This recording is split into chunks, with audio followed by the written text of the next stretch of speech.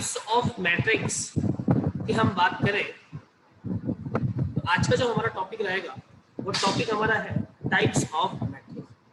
Last में हम लोगों ने ये देखा था कि मैट्रिक्स क्या होती है, किसी मैट्रिक्स बोलते हैं, मैट्रिक्स को कैसे रिप्रेजेंट किया जाता है, और अगर हमें ए ऑफ आई जे गिवन हो, उसका रिलेशन गिवन हो, तो जिस भी ऑर्डर की मैट्रिक्स हमसे पूछी है वो ऑर्डर की मैट्रिक्स हम लोग कैसे बताएंगे, ये सारी बातें हम लोगों ने लास्ट लेक्चर में करी थी। तो आज हम बात करने जा रहे हैं व्हाट अबाउट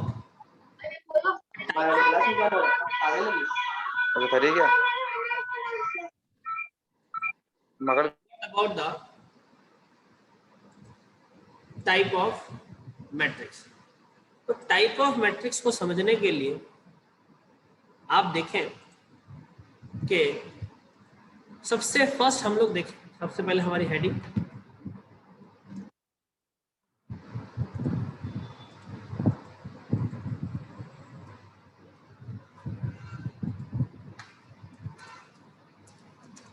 टाइप्स ऑफ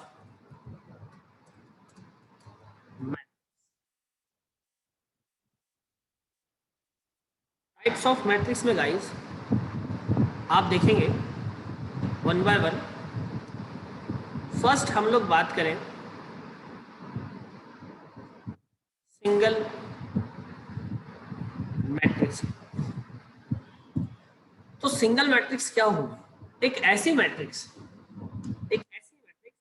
जिसमें सिर्फ एक एलिमेंट होगा, उस मैट्रिक्स को हम बोलेंगे सिंगल मैट्रिक्स। एक ऐसी मैट्रिक्स जिसमें सिर्फ एक एलिमेंट होगा, उस मैट्रिक्स को बोलेंगे सिंगल मैट्रिक्स। तो इसके लिए हम इसमें लिख सकते हैं if we have only one element in the matrix then it's called single matrix। then it's called single matrix। और सिंगल मैट्रिक्स का एग्जांपल कैसे होगा कि A इज इक्वल टू, आपने लिख दिया मान लीजिए 2, तो इसमें क्या है, 1 रो और 1 कॉलम है, सिर्फ एक ही एलिमेंट है। एक एलिमेंट मीनिंग 1 रो और 1 कॉलम, ठीक है, 1 रो और 1 कॉलम है। तो एक ऐसी मैट्रिक्स जिसमें सिर्फ एक एलिमेंट हो, एक एलिमेंट का मीनिंग है एक ही रो हो और एक ही कॉलम हो, है ना, ओनली 1 रो एंड 1 कॉलम।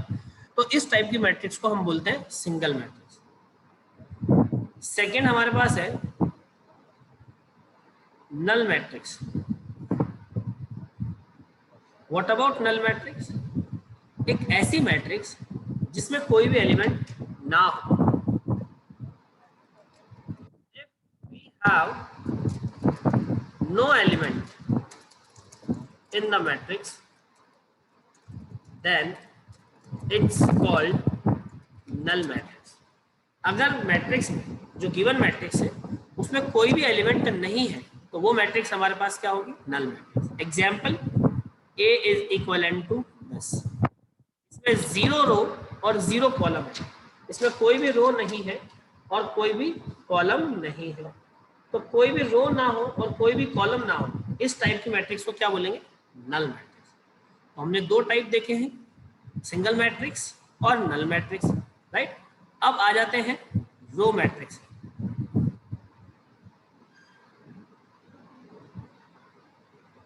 ठीक, अब आ जाते हैं अपन रो मैट्रिक्स।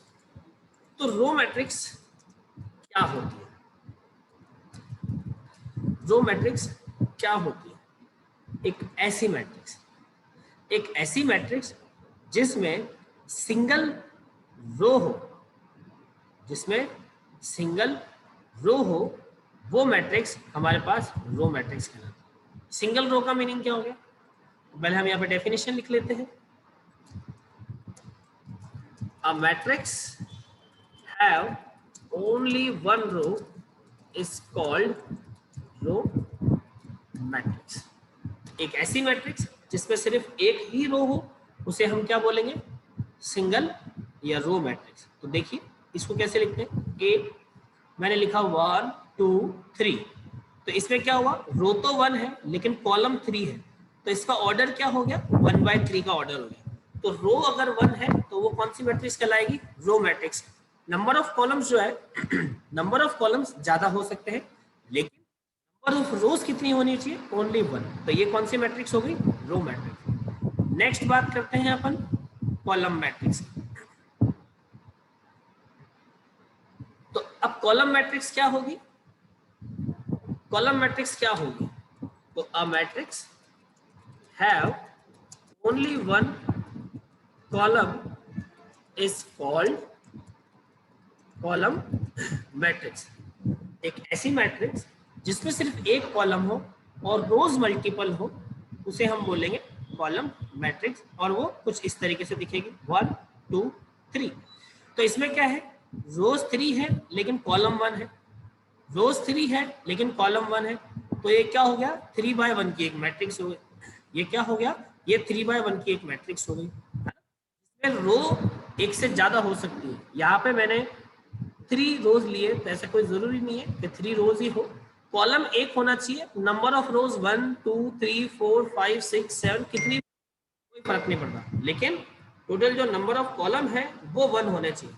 तो नंबर ऑफ कॉलम अगर 1 है तो वो कॉलम मैट्रिक्स है, नंबर ऑफ रो अगर 1 है तो वो रो मैट्रिक्स है, नंबर ऑफ रो और कॉलम 0 है तो वो नल मैट्रिक्स है, number of row and column 1 है तो वो सिंगल मैट्रिक्स।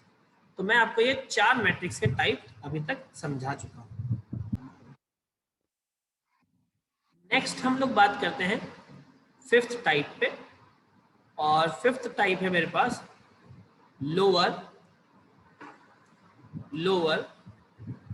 Triangular matrix. अब लोअर ट्रायंगुलर मैट्रिक्स क्या होती है देखो,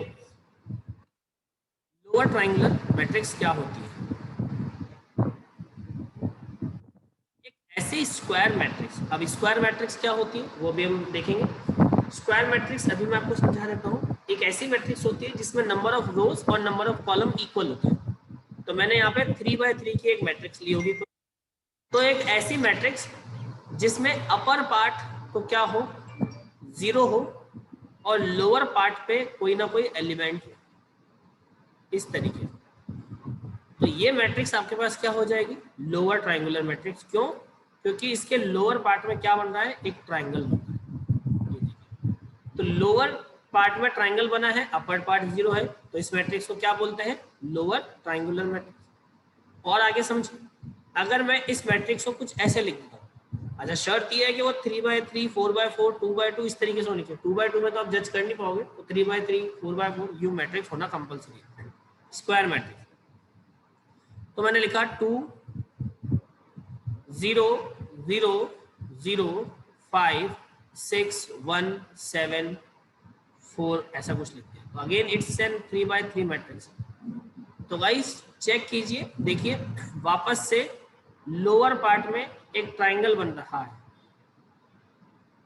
लोअर पार्ट में एक ट्रायंगल बन रहा है, और अपर पार्ट के जितने भी एलिमेंट है वो 0 है, सिर्फ लोअर पार्ट में ट्रायंगल बन रहा है, अपर पार्ट 0 है, दोनों ही मैट्रिक्स में। तो ये दोनों ही मैट्रिक्स किसका एग्जांपल हो गई, दोनों ही मैट्रिक्स आपकी किसका एग्जांपल हो गई, लोअर ट्रायंगुलर मैट्रिक्स। दोनों किसका एग्जांपल हो गई, लोअर ट्रायंगुलर मैट्रिक्स। एक बात ध्यान रखिए, लोअर ट्रायंगुलर मैट्रिक्स होने के लिए सबसे पहले मैट्रिक्स को स्क्वायर मैट्रिक्स होना कंपलसरी है। अगर वो स्क्वायर मैट्रिक्स नहीं होगी तो आगे हम उसको लोअर है या नहीं है ये चेक भी नहीं कर पाएंगे। मान लीजिए यहाँ पे 3/3 नहीं होता, 2/3 होता, 3/2 होता, 4/3 होता, 3/4 होता, तो ऐसी बात हम लोग नहीं कर सकते। वो लोअर ट्रायंगुलर के लिए पहले स्क्वायर मैट्रिक्स होना कंपलसरी। मान लीजिए भी इस मैट्रिक्स का जो ऑर्डर होता है वो 3/4 होता, फॉर एग्जाम्पल 3/3 की जगह 3/4 होता। तो 3/4 में नंबर ऑफ रोज और नंबर ऑफ कॉलम दोनों अलग अलग हो गए, number of rose and number of column दोनों अलग अलग हो गए। तो इसी केस में 3/4 जो है वो स्क्वायर मैट्रिक्स नहीं होगी। तो जब वो स्क्वायर ही नहीं होगी तो लोअर ट्रायंगुलर तो उसमें चेक करेंगे ही नहीं। तो इसीलिए वो लोअर ट्रायंगुलर मैट्रिक्स है या नहीं है, इस चीज को चेक करने के लिए आप क्या करेंगे गाइस, सबसे पहले ये चेक करेंगे कि वो मैट्रिक्स स्क्वायर मैट्रिक्स है या नहीं।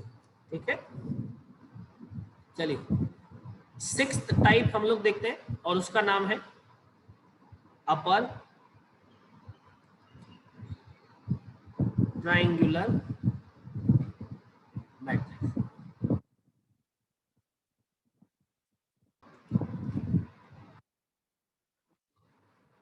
अब आ जाओ अपर ट्राइंगुलर मैट्रिक्स क्या होती है। तो भैया ऐसी मैट्रिक्स जिसके अपर पार्ट में एलिमेंट हो और लोअर पार्ट में एलिमेंट जीरो हो और स्क्वायर मैट्रिक्स हो, तो मैट्रिक्स क्या होगी?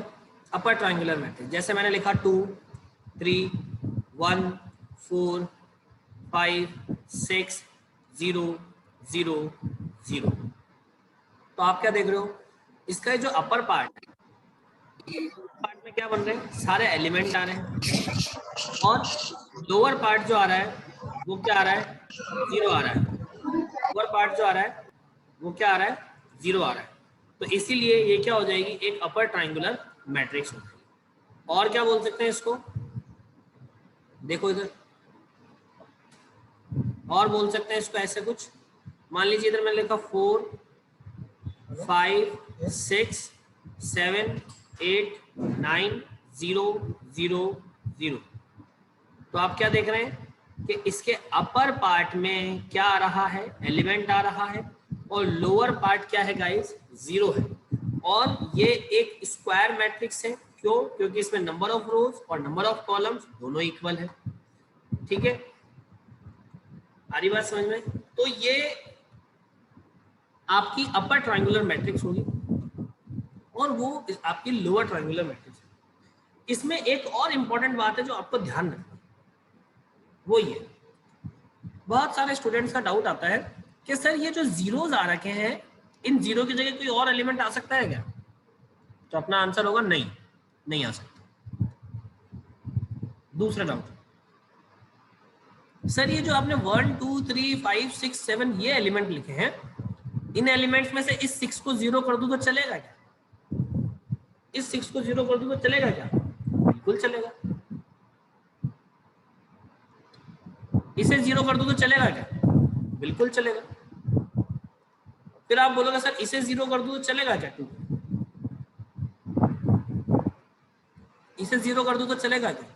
और मैं 1 और 7 रहने देता हूँ, 1 और 7 रहने देता हूँ, तो अब नहीं चलेगा, अब नहीं चलेगा। एक एलिमेंट दो एलिमेंट हो तो चलेगा, लेकिन बहुत सारे एलिमेंट अगर जीरो हो और सिर्फ एक दो वैल्यू हो तो वो वैल्यू नहीं चलेगी। अब जैसे एक मान लीजिए कोई एग्जांपल है ऐसा, ये और 1, ठीक है, और कोई एक और एलिमेंट ले लो, मान लो इधर कोई 2 ले लिया। अब आप बोलो सर बताओ ये कौन सी मैट्रिक्स है? तो ये कोई सी मैट्रिक्स है, ये लोअर ट्राइंगुलर और अपर ट्राइंगुलर में आएगी नहीं, इसको काउंट ही नहीं करेंगे। ये 3x3 ऑर्डर की है, तो बस ये एक स्क्वायर मैट्रिक्स है, सिंपल एक स्क्वायर मैट्रिक्स है। ये लोअर और अपर ट्राइंगुलर से कोई इसका लेना देना नहीं है। आप तो ऐसा समझो कि लोअर पार्ट में एलिमेंट होना कंपलसरी है और अपर पार्ट उसका जीरो होगा तो वो लोअर ट्राइंगुलर मैट्रिक्स हो जाएगी।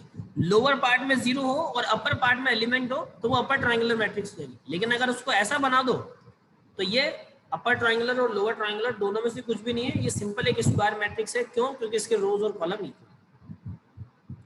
ये हमारा एक कॉन्सेप्ट है। तो ये बात आ गई लोअर ट्राइंगुलर मैट्रिक्स और अपर ट्राइंगुलर मैट्रिक्स की। मैं दो मैट्रिक्स आपको बता दूं। दोनों मैट्रिक्स होने के लिए सबसे पहले आपको ये जज करना कंपलसरी है कि वो दोनों ही मैट्रिक्स अपर ट्राइंगुलर है या लोअर ट्राइंगुलर है। उसके लिए पहले ये देख लीजिए कि वो एक स्क्वायर मैट्रिक्स है या नहीं है, क्योंकि वो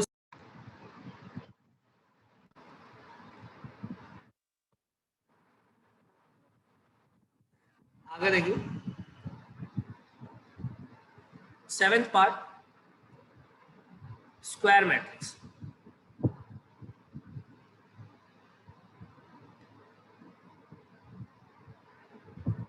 तो क्या होती है स्क्वायर मैट्रिक्स, वो देखिए। If the total number of rose and total number of column are equal, then the given matrix is nothing but a square matrix. then the given matrix is nothing but the square matrix, जिसमें total number of रोज और column दोनों equal है। तो कैसे? मैंने लिखा A is equivalent to 1 2 0 1। तो इसमें क्या हो गया, ये 2 by 2 की मैट्रिक्स हो गई, 2 रोज और 2 कॉलम है, तो टोटल नंबर ऑफ रोज और टोटल नंबर ऑफ कॉलम दोनों इक्वल है, 2 और 2। तो that mean the given matrix is a square matrix. Again B is equivalent to nothing but 1 0 1 0 0 1 0 1 0। तो इसमें 3 रो और 3 कॉलम है, so the given matrix is nothing but a square matrix because of, क्योंकि total number of रोज और total number of column दोनों क्या है, equal है। ठीक है, same C is equivalent to -1 0 1 2 3 1 0 0 1 4 5 6 7 8 9 0।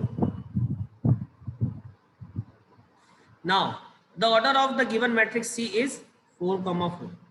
So 4 by 4 is total number of rows is equivalent to total number of column.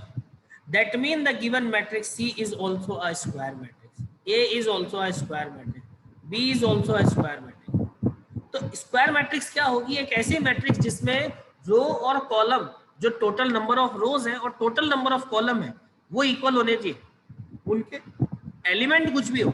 जैसे इसमें एलिमेंट 1 2 0 1 है, मुझे उससे फर्क नहीं पड़ता। इसमें एलिमेंट 0 और 1 के अलावा कुछ है ही नहीं, मुझे कोई फर्क नहीं पड़ता। इसमें एलिमेंट अलग अलग, मुझे कोई मतलब नहीं बच्चों।